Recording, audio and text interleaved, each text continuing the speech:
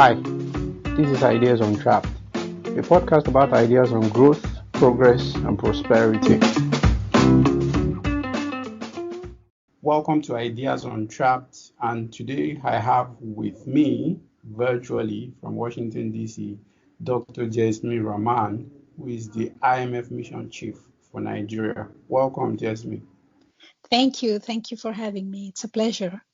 Where to start would be that is Africa facing another debt crisis, especially in the light of COVID-19? So that's a very topical issue. Africa's debt gained global attention even before the COVID-19 crisis. The debt level has been on the rise for quite some time, and this is particularly true for low-income countries in sub-Saharan Africa. More than half of these countries were assessed to have been in or at risk of debt distress in 2019. But even those countries were not facing risk of debt distress. There were two important vulnerabilities. The first is composition of debt. A growing share of debt has been to external commercial creditors. For example, this year, more than half of sub-Saharan Africa's debt service payments are going to be made to these creditors, whose terms are not as favorable as they are, let's say, for international financial institutions like the World Bank or the IMF. And the second vulnerability comes from reduced capacity to repay debt. Average debt to GDP ratio in sub-Saharan Africa has increased by 10 percentage points in the last decade, while average revenue to GDP ratio largely remained unchanged. So in other words, debt servicing capacity has fallen behind debt. So there were already vulnerabilities before the crisis on the debt front. What has happened since COVID-19? The pandemic's impact on fiscal balance has been particularly devastating for commodity exporters, but really nobody has been spared.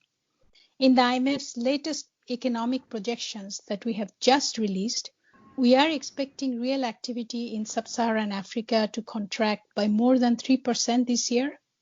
Compare that to an average growth of 3% in last 2 years.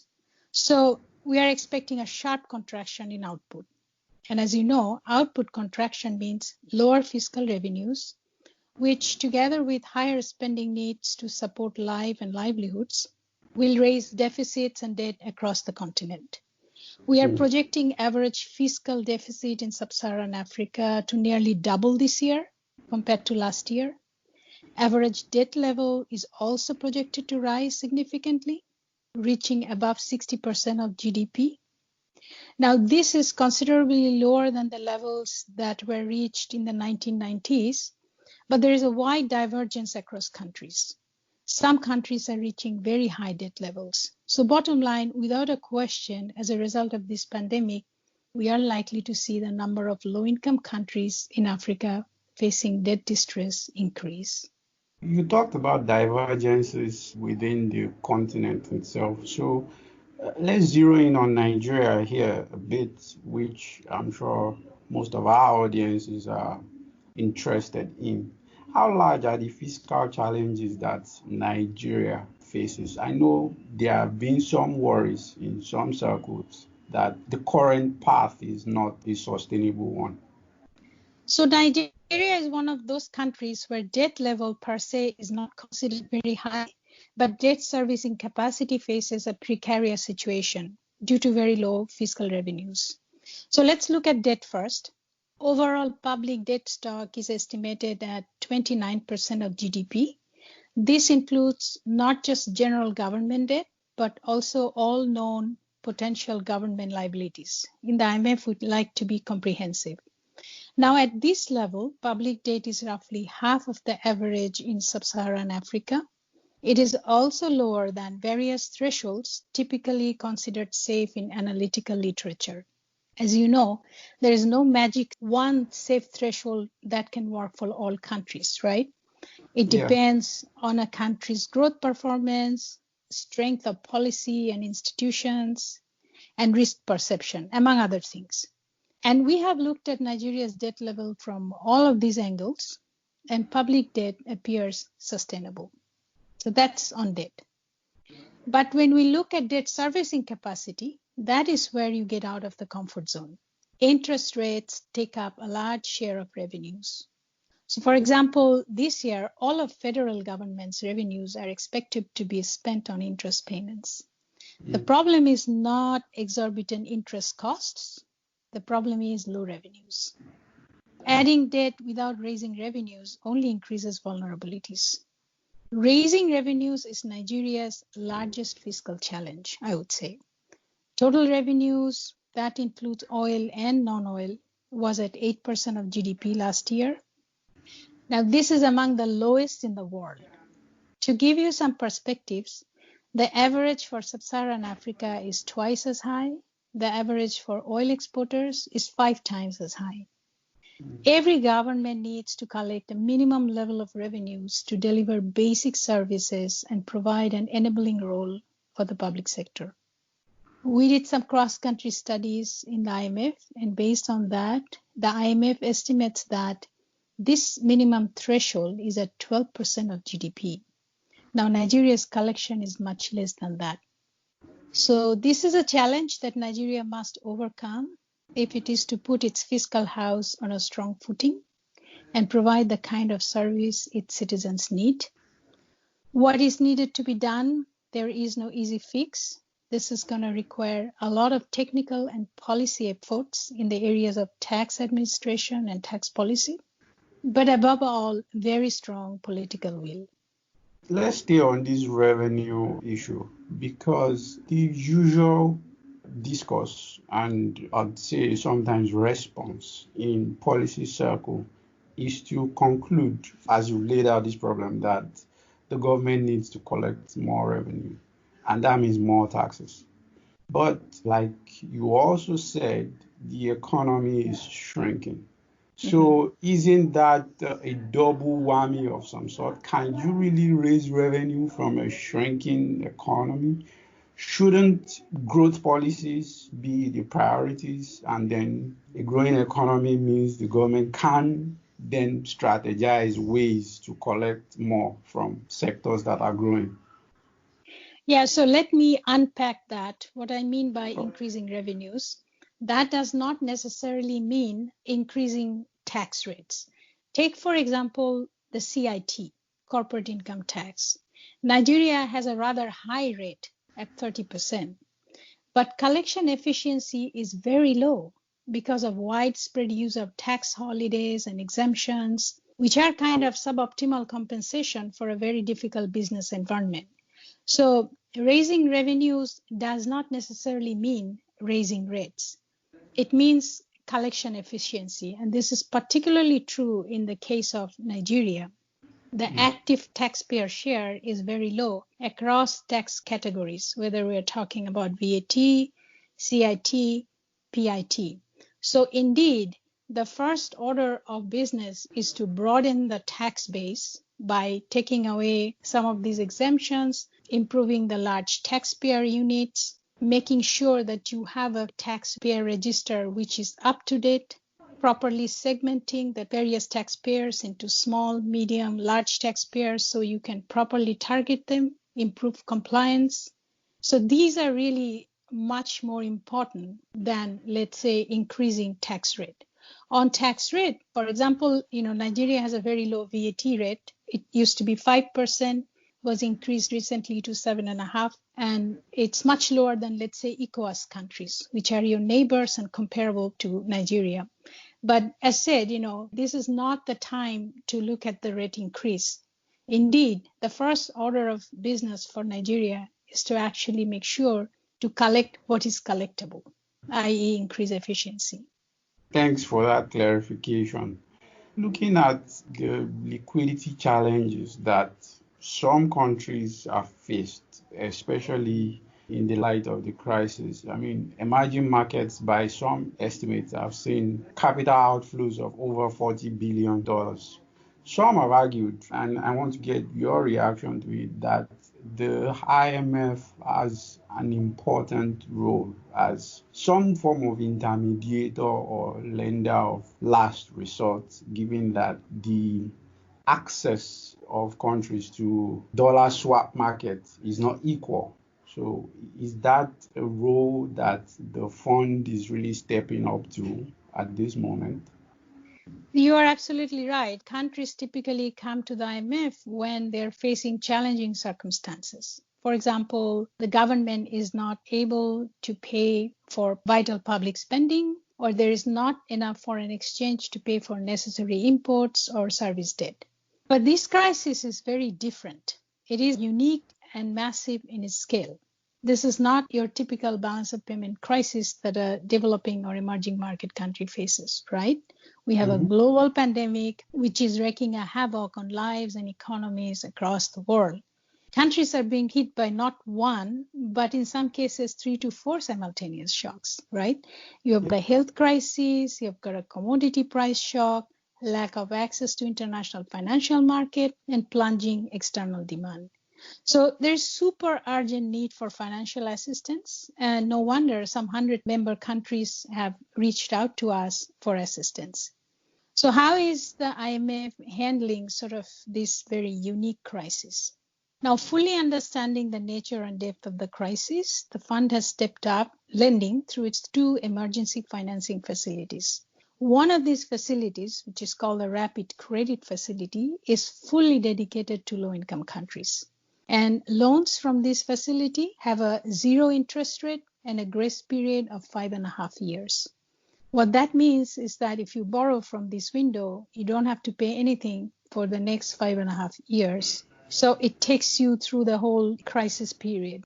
There is a second window, which is called the Rapid Financing Instrument. That's for our general membership. And it also carries a very low interest rate right now of 1.5%. The IMF has also temporarily doubled access limits for these 2 facilities. So why these facilities and not through regular IMF loans? Well, these facilities allow the fund to provide emergency assistance without the need to have a full-fledged program in place. As you know, these full-fledged IMF programs take time to negotiate, they have conditions, and these take time to put in place. Under the emergency facilities, money can be disbursed very quickly to assist member countries, address their health and other vital fiscal needs. And we have so far disbursed some $10 billion to Africa. And this amount, to give you a perspective, is about 10 times our average in recent past. Typically, we lend about $1 billion a year, right? And this is 10 billion already, and we're not done with the year. So that tells you the enormity of the crisis and also IMF's commensurate response. So we are still the lender of last resort, if you like. In this crisis, we have played that role as countries have come to us facing large financing needs and being shut out of market access. But in addition, if you like, the IMF has also played kind of a role of a first responder in some cases, rushing to provide emergency aid to member countries.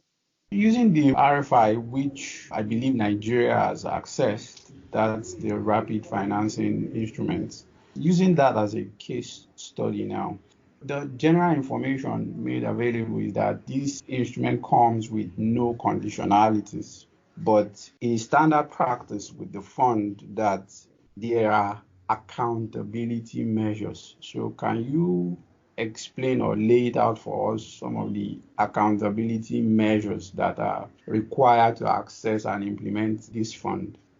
The 2 emergency financing facilities, as their name suggests, are intended to be rapid. So money is disbursed upfront upon approval of the request without our traditional ex-post conditionality.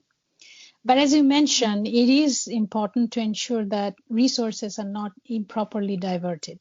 At a time of urgent crisis like this one, where many countries are under lockdown or there is restricted mobility, one has to zero in on what is absolutely critical and implementable, right? And without unduly burdening the government. That's what we're trying to do. So let's look at Nigeria's RFI. The government approached us for emergency assistance, being hit by the twin shocks, COVID-19 pandemic and a plunging oil price. The IMF board approved assistance of $3.4 billion, which is equivalent to 100% of Nigeria's quota under the RFI on April 28th. And the assistance is meant to help Nigerian government provide critical support to the healthcare sector, help shield jobs, and also limit the decline in international reserves. So even though there are no conditionalities, there are important policy commitments made to safeguard the use of resources. Let me give you the examples. The government has committed to create special budget lines to record all emergency response measures. These will be published on Nigeria's Treasury online portal. They have also committed to undertake an independent audit of crisis mitigation spending and related procurement processes. Again, the procurement plans and notices for all emergency response activities, including the names of awarded companies and beneficial owners, are to be published. So the idea behind all of these is to strengthen budgetary oversight of financial assistance through full transparency. In addition, the government has also committed to undertake a safeguards assessment of the central bank. Let me also mention that the Nigerian government has specified two very important policy intentions as part of the RFI request. First, to move towards exchange rate unification and greater flexibility. And second, to strengthen domestic revenue mobilization efforts once the crisis passes. You mentioned in the beginning, one has to carefully look at the revenue situation given the current economic crisis that we are in. So we urge the government to step up these efforts once the crisis passes. And both of these policies are very critical to ensuring macroeconomic stability.